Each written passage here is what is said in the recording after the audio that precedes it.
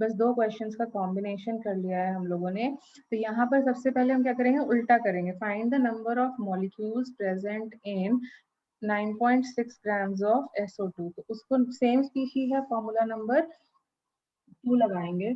And what is the molecular weight of SO2? It will be how much? 32 and 32 64 4 into Na। अब देखो solve करने की जरूरत नहीं है। क्यों नहीं है? क्योंकि कुछ चीजें कैंसिल हो जानी है। तो यहाँ पर खुद से देख लो, जितने ये SO2 के मोल्स हैं हमें सेम किसके रखने हैं? ऑक्सीजन के। ठीक है, सो नंबर ऑफ मॉलिक्यूल्स, और ऑक्सीजन भी मॉलिक्यूल्स है। तो for oxygen when you will solve number of molecules for oxygen, जब तुम इसी चीज को सॉल्व कर 0.29 तो अब हमें वेट निकालना पड़ेगा, या फिर कह लो मोल्स निकालने पड़ेंगे इनटू एवोगैड्रोस नंबर, है ना? यही फॉर्मूला लगेगा। और हमें पता दिया हुआ है नंबर ऑफ मॉलिक्यूल्स अपने को कितने रखने हैं, इनटू दिस इनटू Na। तो यहाँ पर सॉल्व कर लो तो देखो नंबर ऑफ मोल्स की वैल्यू कितनी आ गई? 0.3। जो भी आ रहा है इसे सॉल्व। अब नंबर ऑफ एटम्स निकालने को बोला गया है। तो नंबर ऑफ एटम्स निकालने के लिए अपने को क्या करना पड़ेगा?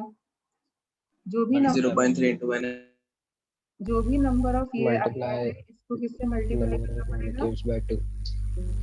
ठीक है, तो ये बी हो गया। अब वॉल्यूम बोला है निकालने के लिए, तो मोल्स अपने को पता ही है कितने हैं। तो वॉल्यूम क्या हो जाएगा eight STP? 6.4 divided by 6.72 and 4 liters. Can you follow how to do this now? yes ma'am तो थोड़ा बहुत ट्विस्ट एंड टर्न करके भी अगर क्वेश्चंस आते हैं तो अब तुम कर पाओगे ना? I think so, you are feeling comfortable.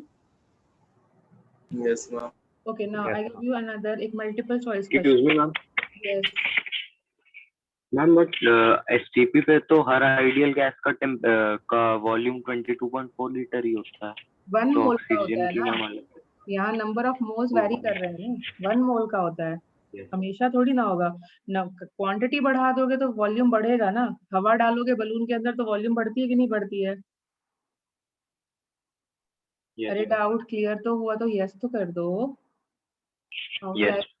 ठीक है, now which of the following has the highest number of atoms?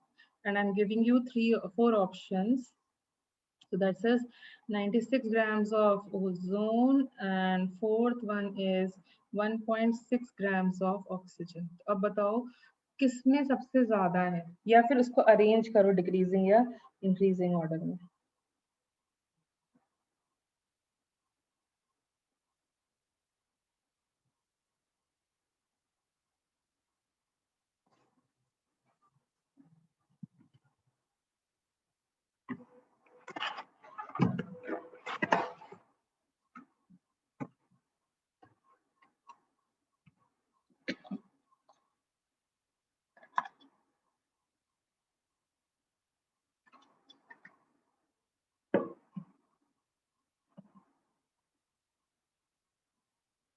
Ma'am, the answer would be 132 grams of carbon monoxide.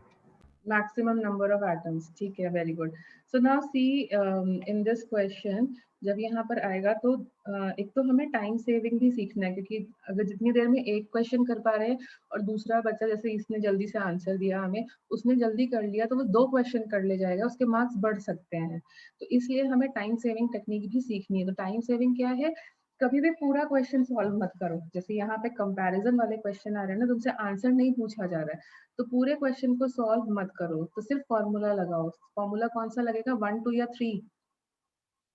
Formula कौन सा लगेगा? 1 2 या 3? 1 5 3 3, 3।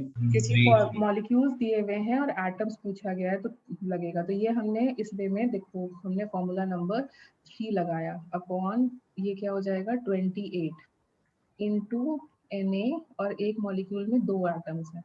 तो सॉरी, ये सेकंड ऑप्शन था हमारा, सेकंड। फिर थर्ड में गए तो थर्ड में देखो गए तो 96 divided by 48 into Na into 3, मतलब पूरा मैं सॉल्व नहीं कर रही हूँ, कहीं पर भी देख लो।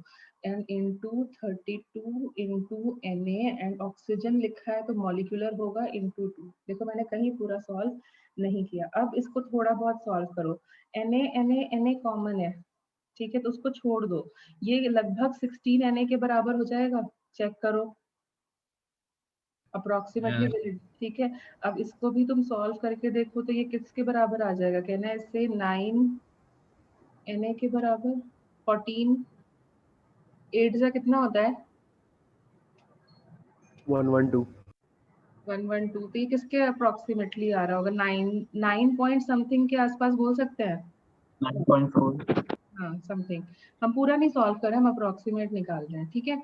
अब इस वाले को सॉल्व करके देखो तो ये क्या आ जा रहा है, ये लगभग देखो 2 टाइम्स हो रहा है, that this means this is 6 Na, isn't it? Yes. 0.1 Na। अब बता दो who is containing the maximum number of atoms? Ma'am 16 First option. First तो ऑप्शन देखो हाइड्रोजन। पूरा सॉल्व करने की जरूरत नहीं, और अगर मुझे डिक्रीजिंग ऑर्डर में बोला गया तो सबसे ज्यादा फर्स्ट में होंगे, देन सेकंड में होंगे, देन थर्ड में होंगे, एंड देन फोर्थ में। Can you follow now? तो मेरा टाइम सेव हुआ और एक्यूरेसी भी बढ़ी, ठीक है। तो तुम थोड़ा सा इस टाइप से क्वेश्चंस को, मतलब देखो एक्चुअली हमें कंसेप्ट सिखाने के साथ साथ तुम्हें टाइम सेविंग टेक्निक्स भी सिखानी है, that's why I made you do this way, okay. So that's why I'm making you do practice actually. So supposing I'm giving you another, this is the last question now. फिर हम लोग आगे पढ़ते हैं, बहुत practice हो गई है, and I think now you are feeling comfortable also. Yes, ma'am. Yes, ma'am. So 2.4 grams of oxygen is present in how much mass of calcium carbonate? कितने, मतलब इतना ग्राम्स का ऑक्सीजन कितने ग्राम्स में होगा?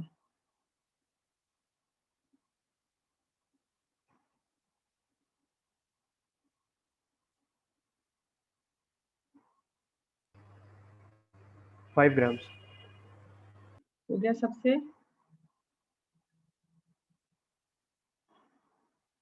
गुड। नाउ सी, इसका molecular weight लिखो तो क्या है, 40 प्लस 12 प्लस 16 इंटू 3, तो यूनिटरी मेथड लगा दो सिंपल, कि अगर हम लोग 100 ग्राम्स कैल्शियम कार्बोनेट लेते हैं तो उसमें कितना ऑक्सीजन है?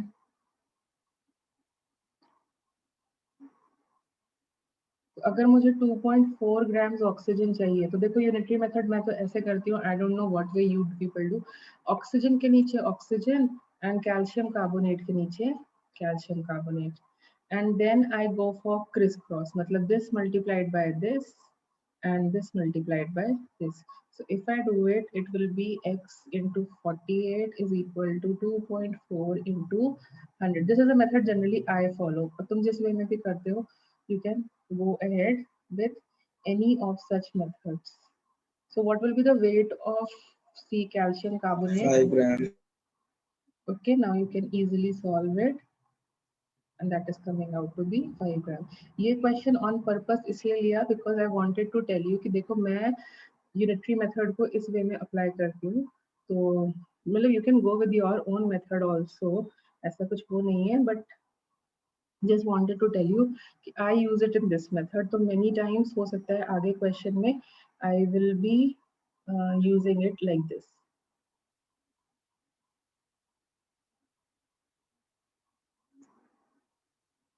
Is it fine? Yes, Yes.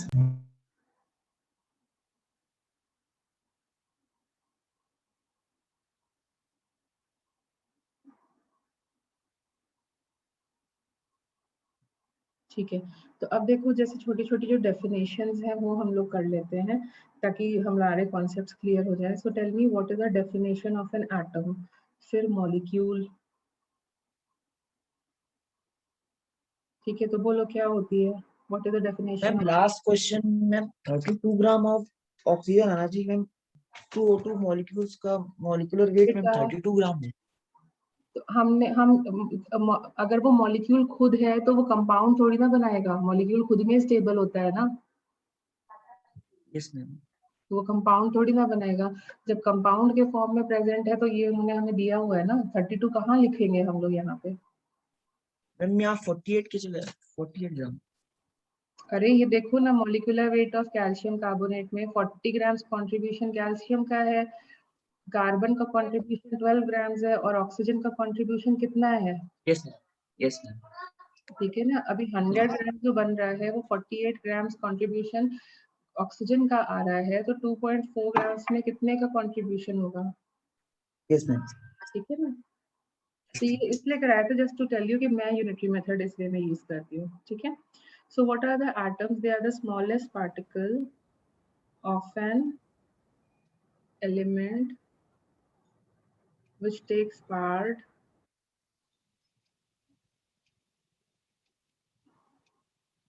in a chemical reaction. तो जब भी अब मैं एटम बोलूंगी तो तुम समझ जाओगे इन अ केमिकल रिएक्शन. तो जनरली हम लोग जैसे अभी कंफ्यूजन हुआ था कि ऑक्सीजन का एटम लेना है या फ्री है, तो जब भी कंपाउंड के फॉर्म में होगा तो ऑब्वियसली उसके एटम्स प्रेजेंट होंगे. ठीक है, now it is what it is formed by combination of, what is a molecule? It is formed by the combination of two or more atoms, and ये जो atoms हैं they can be of same species or different species. Same or different species. ठीक है, जैसे for example H2 N2, इनमें combination क्या हुआ है? सेम स्पीशी का है. इनमें क्या कॉम्बिनेशन है? It is of different species. So ना अभी तो मेरे हिसाब से डेफिनेशन क्लियर हो गई. Yes, ma'am. ठीक है, सो फाइन. तो जब भी अब मैं यूज करने वाली हूँ, क्या यूज करने वाली हूँ उसको हम लोग कर लेंगे. फिर एक चीज और ध्यान रखना, अगर कभी तुम्हें लिखा हुआ मिल जाए 1 gram atom, so this is another way. ग्राम और एटम अगर साथ में लिखा है so it is another way 1 mole to atom. represent 1 mole of atoms. ठीक है, this is another way to represent 1 mole of atoms. Similarly अगर कभी लिखा मिल जाए ग्राम एंड उसके बाद मॉलिक्यूल, तो ये क्या होते हैं? This is representing 1 mole of molecules. तो ये एक another way of representation of moles होता है.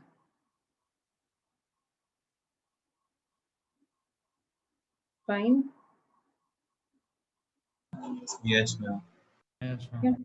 Now moving to the next thing. तो क्या होता है, जैसे जनरली क्या होता है कि एटम्स ना एक ही मॉलिक्यूलर वेट के नहीं होते हैं, एटॉमिक वेट के नहीं होते हैं, उनके उनमें आइसोटोप्स प्रेजेंट होते हैं. तो due to the presence of isotopes हमारे पास एक ही एटम के बहुत सारे मल्टीपल मासेस आते हैं. जैसे कि हाइड्रोजन, हाइड्रोजन ये 3 आइसोटोप्स हैं इसके, है ना. तो यहाँ पर इसका जो एटॉमिक मास आ रहा है 1 भी हो सकता है, 2 भी हो सकता है, 3 भी हो सकता है. तो इस कंफ्यूजन को अवॉइड करने के लिए हमने क्या करा, हमने बोला कि ठीक है हम क्या करते हैं, इसका एवरेज निकाल देते हैं. We will go with average atomic mass of the element. ना इसको गुस्सा करेंगे ना उसको गुस्सा करेंगे, हम एवरेज निकालते हैं. तो हम एवरेज कैसे निकालते हैं? जितना भी वो एलिमेंट प्रेजेंट होता है, जैसे कि ये अगर x% प्रेजेंट है इन एटमॉस्फेयर, y% प्रेजेंट है, ये z% प्रेजेंट है इन एटमॉस्फेयर, तो हम क्या करते हैं, how do we find percentage existence of the isotope into जो भी उसका रिस्पेक्टिव एटॉमिक मास होता है उससे मल्टीप्लाई करते हैं. अब 3 आइसोटोप्स है तो 3 बारी मल्टीप्लाई करेंगे और उनको ऐड करते जाएंगे. You know this symbol is addition. Sigma stands for addition. Yes, Yes, ma'am. And total percentage क्या हो जाएगा? 100. टोटल वैल्यू क्या हो जाएगी? 100. तो हम लोग इस वे में एवरेज निकालते हैं. जैसे फॉर एग्जांपल हमें क्लोरीन के लिए करके देते हैं, कॉमन एग्जांपल है. तो क्लोरीन क्या होता है, जो इसका आइसोटोप 35 वेट वाला है वो 75% प्रेजेंट है एटमॉस्फेयर में, परसेंट इन एटमॉस्फेयर. ठीक है, और ऐसे ही क्लोरीन तो 37 मास वाला है, वो 25% प्रेजेंट है इन atmosphere. So now we will calculate the average atomic mass. So what will its value be? क्या हो जाएगा? 75 plus 37 into 25 and whole upon 100. और इसको 35.5. यस, ठीक है। तो कुछ इस तरीके से अगर 3 आइसोटोप्स दिए होंगे तो 3 बारी हम इसको सॉल्व करेंगे। फाइन। सो जैसे आई give you a question, calculate the average atomic mass of X, atomic mass of X, no calculators allowed, okay, क्योंकि IIT में भी allowed नहीं होते, जो कि है जिसके आइसोटोप्स है X with atomic mass 200, 90% present है। 201 वाला जो atomic mass है वो 8% प्रेजेंट है, और 202 वाला जो atomic mass है वो 2% प्रेजेंट है। तो tell me what will be the average mass of X? Options में तुम्हें दे देती हूँ, 200, 199.05, next one 202, fourth one 196। तो बताओ कौन सा ऑप्शन है? Ma'am first option.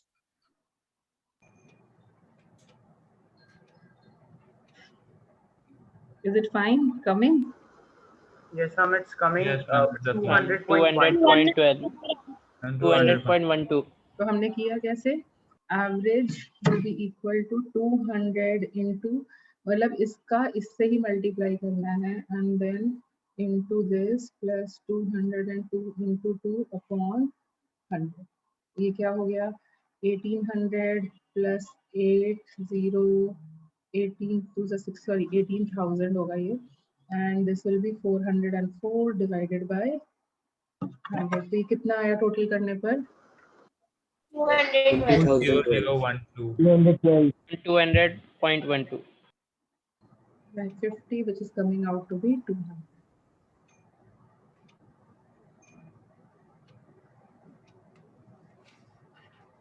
ठीक है ना? Yes. Yes, ma'am. Okay, so now we'll discuss one more point that is called as atomicity. Now, what do you mean by atomicity?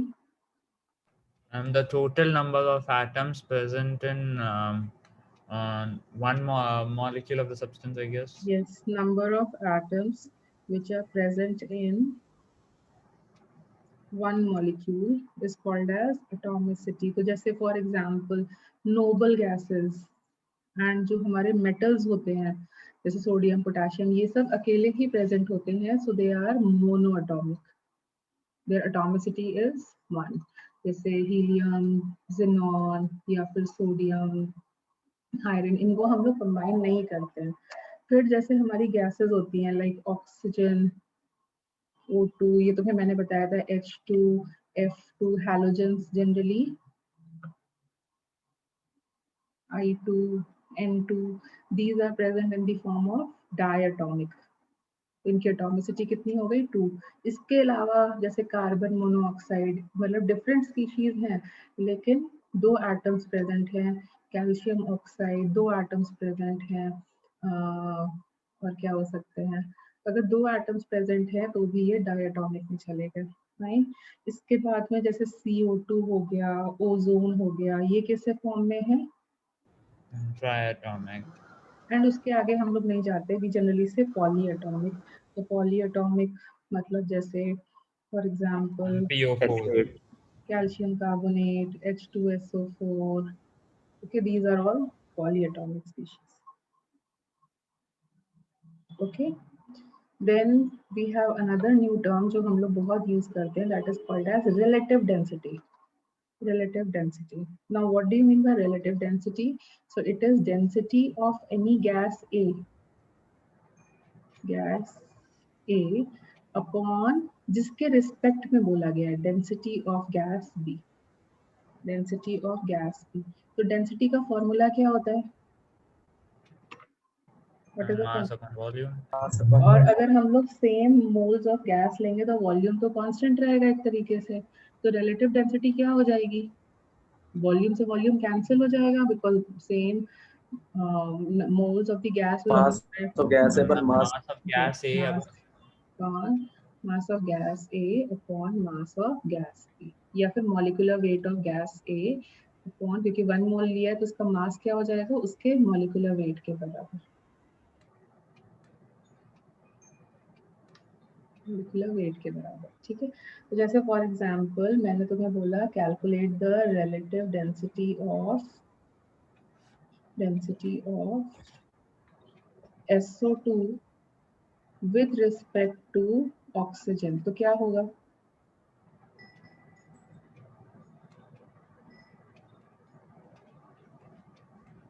with respect to oxygen, तो ये क्या हो जाएगा? It will be 64. It will become what? 1 minute.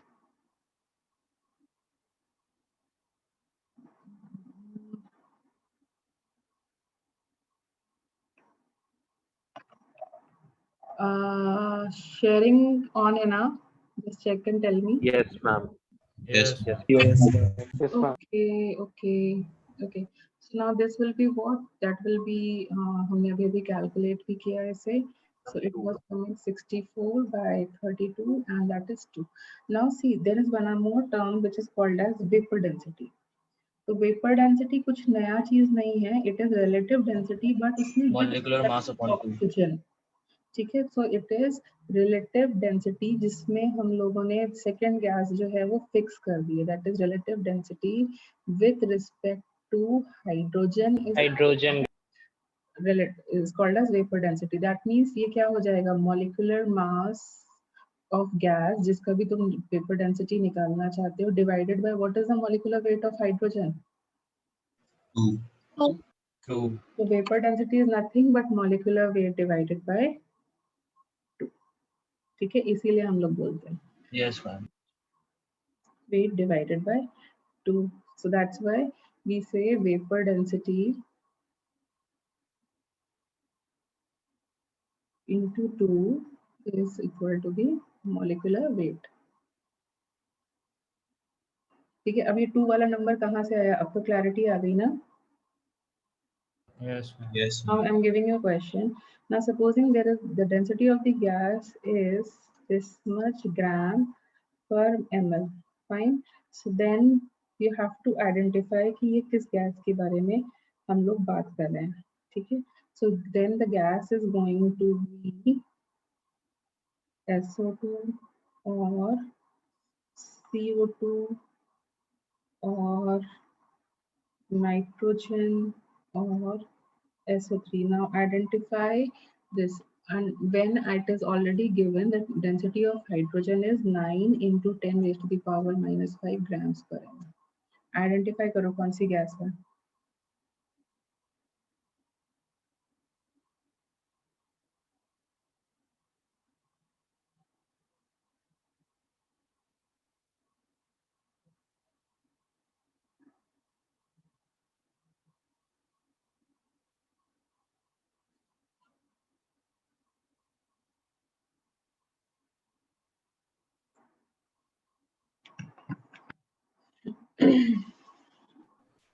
So 3.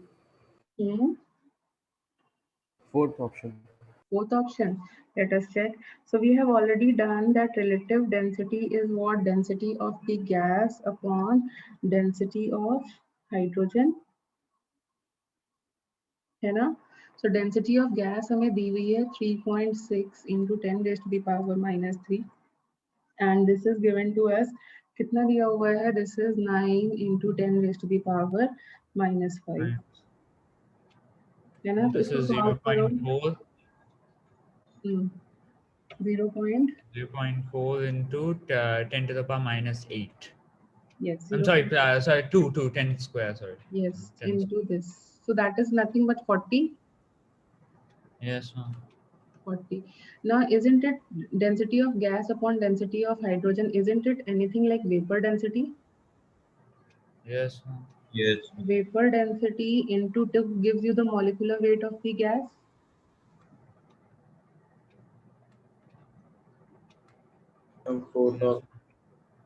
तो हमारा molecular weight of the gas कितना आ गया? 80.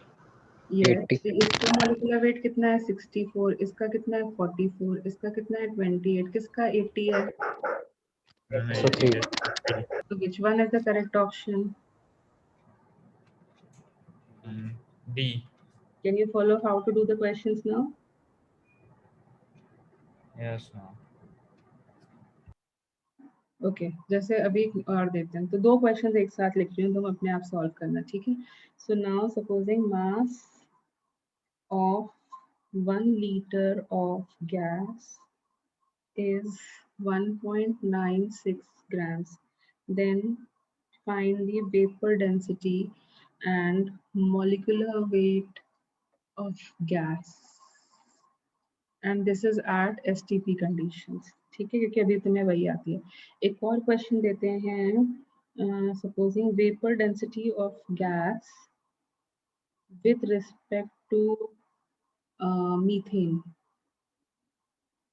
is 4, then the gas is you have to identify. मैंने किस गैस के बारे में तुम्हें बोला है?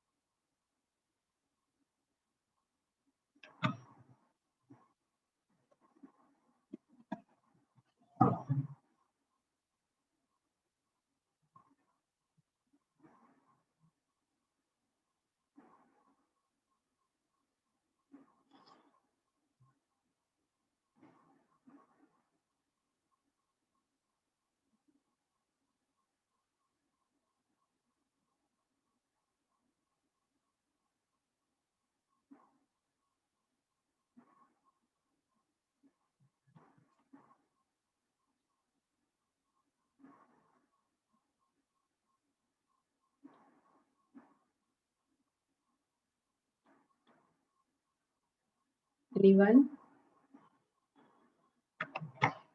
What is density of hydrogen? Just it was told in the last question if you need it.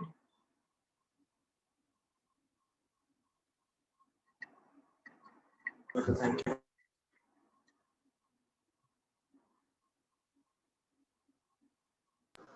Ma'am, done. And what is the first answer? Ma'am, molecular weight is coming as 44 and vapor density is 22. तो देखो मैं तो unitary method solve करके कर लूंगी, बाकी तुम्हें जैसे भी मेथड से समझ में आए उससे कर लो. तो 1 लीटर ऑफ गैस का जो मास है वो 1.96 ग्राम्स है. तो जो 1 मोल ऑफ गैस होती है उसका वॉल्यूम कितना होता है? 1 mole of gas at STP का वॉल्यूम कितना होता है? 22.4. तो जो मास आता है that will be equal to the molecular weight or not? The mass it will show in grams. Yes, ma'am. तो Yes, मैंने मेथड लिख लिया, ग्राम के नीचे ग्राम, लीटर के नीचे लीटर. तो what will be the weight or you can say the molecular weight of the gas? It will come out to be 22.4 into 1.96. अब इसको अप्रोक्सीमेट मैं ऐसे कर सकती हूँ कि इसको 2 ले लिया और इसको 22.4 ले लिया. तो अपने आप देखो आंसर लगभग कितना आ रहा है? 44. 44.8, मतलब उसके नियर बाय कहीं आ रहा होगा, ठीक है, approx.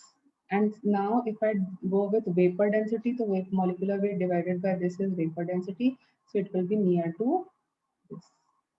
Is it fine now? Yes. The next वाला question Ma'am, SO2. SO2. कैसे किया? SO2. Third option. Weight of the gas upon molecular weight of this, that is 16. ये हमें दिया ही हुआ है, तो molecular weight of gas कितना हो गया? 64. 64 कितना weight है इनमें से? SO2 का. Can you get it now? How to do the questions? Yes. Yes, ma'am. अभी तक जितने क्वेश्चंस हमने किए उसमें कोई problem? No, ma'am. Okay. So now what will be the homework for today? क्या करने वाले हो तुम, जितने भी हमने क्वेश्चंस किए हैं उनको तुम्हें क्या करना है, दोबारा से सॉल्व करना है. Okay, you will solve these questions again without looking into the solution. This is the homework. ऐसा हर क्लास में करना है, मतलब एटलीस्ट फिजिकल की जब तक क्लासेस चल रही हैं तब तक हमें ऐसे ही करना है. क्या करना है, हमें क्वेश्चंस वो भी दिए जाते हैं, मतलब हमने बहुत सारे क्वेश्चंस कर लिए, मेरे ख्याल से 14-15 क्वेश्चंस किए हुए हैं. तो what we will do is